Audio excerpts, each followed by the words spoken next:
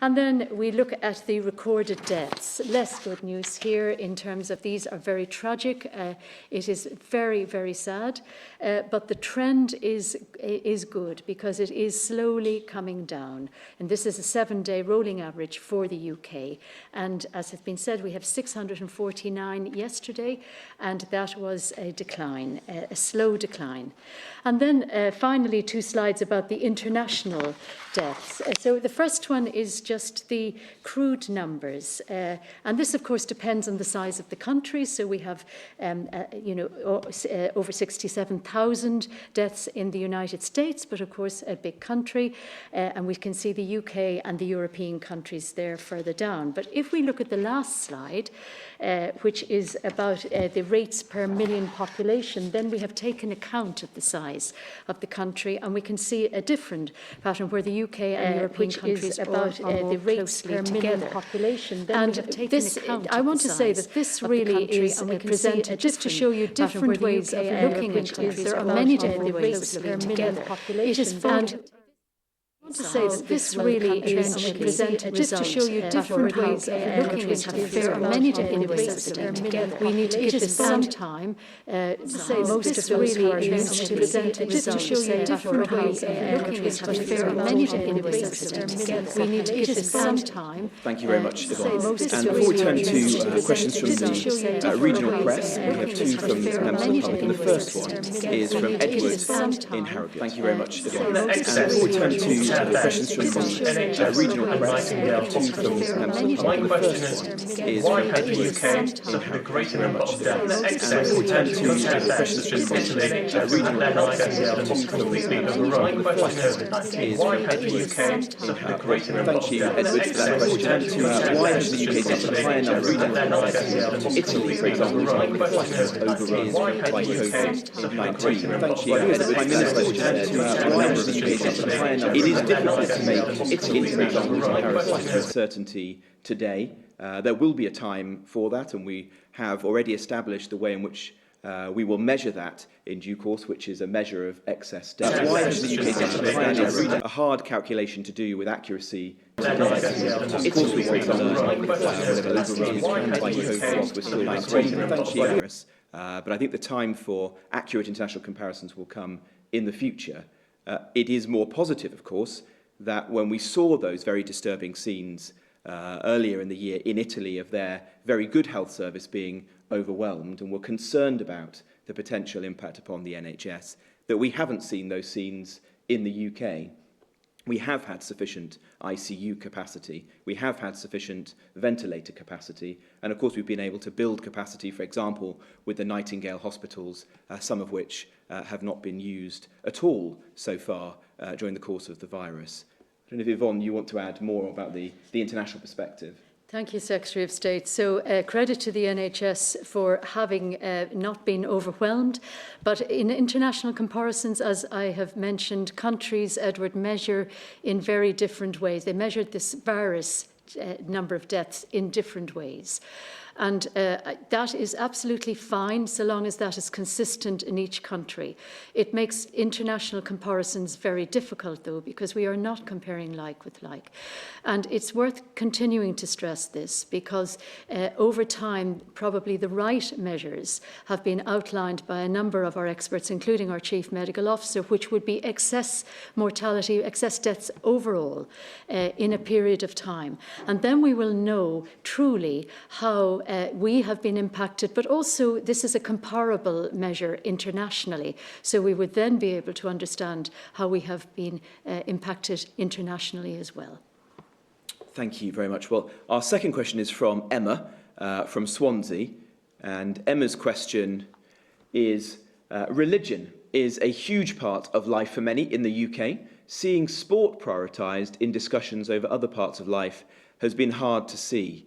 How will the government protect the rights of religious communities to practice their faith in community as the lockdown is eased? Well, I think that's a very important question. Obviously, in any part of our lives, the government has been driven by a desire to protect life and has taken expert medical and scientific opinion. But we're very aware that this has been a difficult period for different faith groups.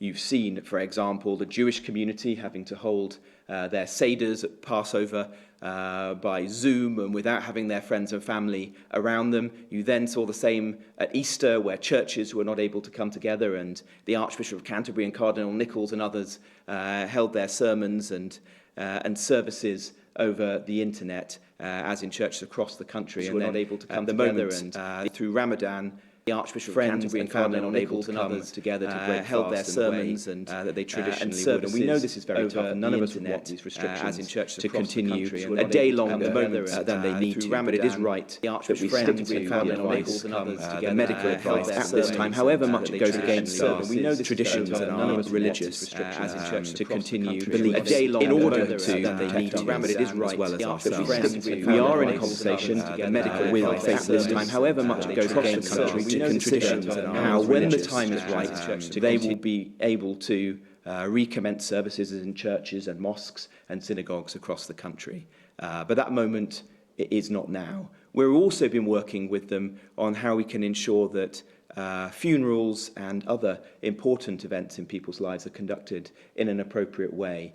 And my department has issued guidance to enable people to hold funerals in public spaces, for example, like crematoriums, with close members of their family around them, because none of us want to see scenes, which we did see, unfortunately, on a small number of occasions early on in the virus, of funerals being conducted with few, if anyone, present. That wasn't right. We've issued guidance now, so that shouldn't happen again, and we're working with faith leaders to see how, where appropriate, those funerals can be conducted in churches or other settings like that as well.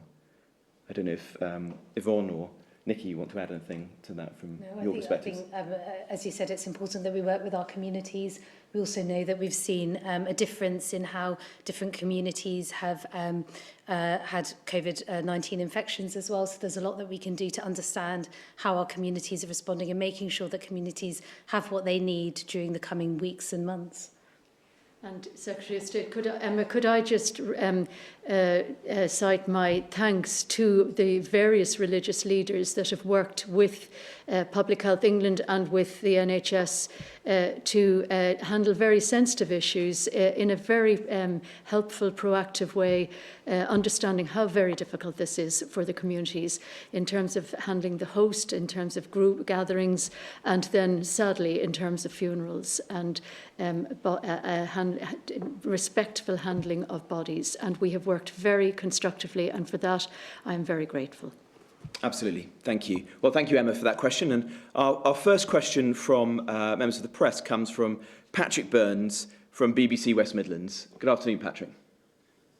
Good afternoon, Secretary of State. And I'm sure you don't need me to remind you that at the beginning of all this, the Prime Minister pledged to local authority leaders that they would have a key role, the lead role, in bringing the and vulnerable people through all this. Resources will follow, he said. Well, 6 weeks on, it's beginning to look as though even the extra help that you've been talking about just now may not actually be enough.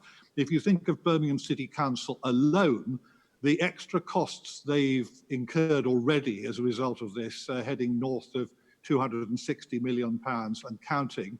And their leader, Ian Ward, says that really crucial services like adult social care and children's services may be compromised in the near future if, as he puts it, the government doesn't match its words with action.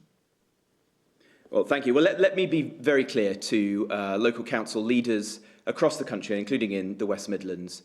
We will stand behind them, ensure that they have the resources that they need to carry out the absolutely critical functions that they're playing in our national response to coronavirus. That was the promise that I made to local council leaders, as did the Prime Minister early in the life of the emergency. We've already provided £3.2 billion of additional resources to councils in just the last 2 months.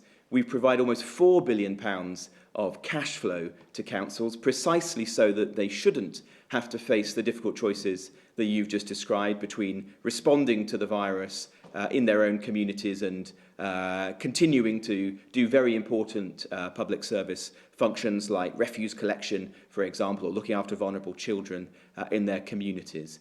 In the West Midlands, local councils will receive £347 million to deal with the pressures of coronavirus.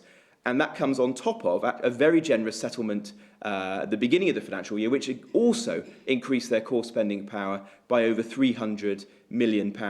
If further resources are required to meet the COVID-related costs that we've asked councils to bear, then obviously we'll take that into consideration in the future. And I've been working very closely with local council leaders and the mayor in the West Midlands, Andy Street, who's been doing a fantastic job at leading the community forward through a very difficult time.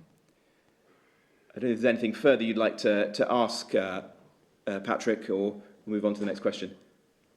I'd just like to really sort of suggest that the key issue here, Secretary of State, is making sure that the extra support gets through to all the authorities who need it. If you take Shropshire, I'd just like to really sort of suggest they say the money that they've received doesn't yet cover all making sure that the extra support they have gets through to all the authorities who need it. If you take Shropshire, I'd just like to really sort of they say the money that they've received doesn't yet cover all making sure that the money that they have filtering down to the lower tier authorities. I'd just like to really sort of they say the money closely received the very communities making sure that the money that they have. There's two points there. Firstly, in terms of ensuring that councils get the resources they need, we're absolutely committed to doing that. Councils are receiving more. There's 2 points so far than they have reported in terms of ensuring that they get as needed to meet the COVID-related costs. Councils are receiving more. There's 2 points so far than they have reported in terms of ensuring that they get as needed to meet the COVID-related legislative costs, and that's a particular challenge. Councils are receiving focus on those so far than they have reported in the latest as needed to meet the COVID-related legislative costs, and that's a particular challenge. Councils are receiving focus on those so far than they have